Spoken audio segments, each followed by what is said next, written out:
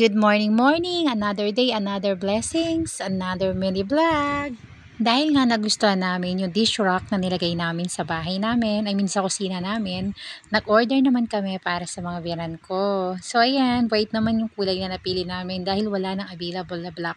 Pero yun nga yung sinasabi ko, mas maganda yung kulay white. Dahil excited na kami buuhin ito at i-assemble at surprise nga namin ito sa mga biyanan ko. Ayan, ginawa na agad namin. Kita nyo naman, excited na talaga kaming lahat na mabuo ito, lalong-lalo na si Aling Makulit. Sobrang tuwang-tuwa niya dyan dahil surprise nga naman niya ito sa aking mga biyanan. Dahil second time naman namin mag-assemble nito, madali na lang to para sa aming gawin. Kaya hayan, nakitulong-tulong na rin kami pero matigas po talaga yung screw kaya si Papa na lang yung namin maglagay ng screw at maghigpit nito. Sobrang na-inlove talaga ako sa dish rack na to at till now kilig na kilig pa rin ako, lalo na sa kulay puti. Sobrang nagaganda talaga ako sa puti. Kaso inisip ko naman ang hirap i-maintain kapag puti at kailangan talagang punas ka ng punas.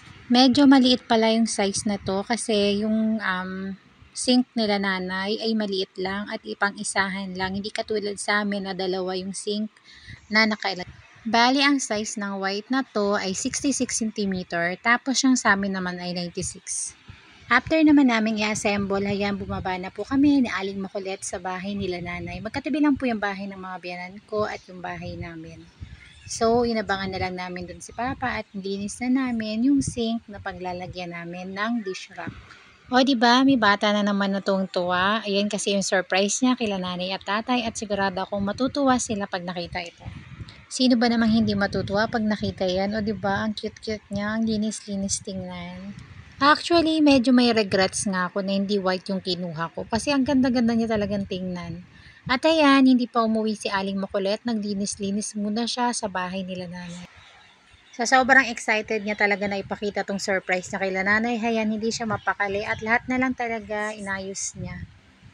Nakakatuwa lang dahil ang linis-linis at ang sipag-sipag niya sa kabilang bahay, pero pag sa amin, ako, hindi mo talaga siya nauutusan. At ayan, inilera niya pa nga yung lahat ng mga tsinelas, niligpit niya yung mga kalat niya, yung mga laruan na dinala niya sa kabilang bahay, at nagwalis-walis pa nga si Aling Makulit. O diba, ang sipag niya, nakakatuwang tingnan. Naku nak, sana sa bahay natin ganyan ka rin iligpit mo yung mga kalat mo, lalong-lalo na yung mga laruan mo. Yun lang po for today's video. Thank you po sa inyong panunood at sana po suportahan nyo pa po yung mga video na i-upload ko. Kung nagustuhan nyo po yung video na to, sana po i-share nyo rin po ito. Thank you po. God bless and bye!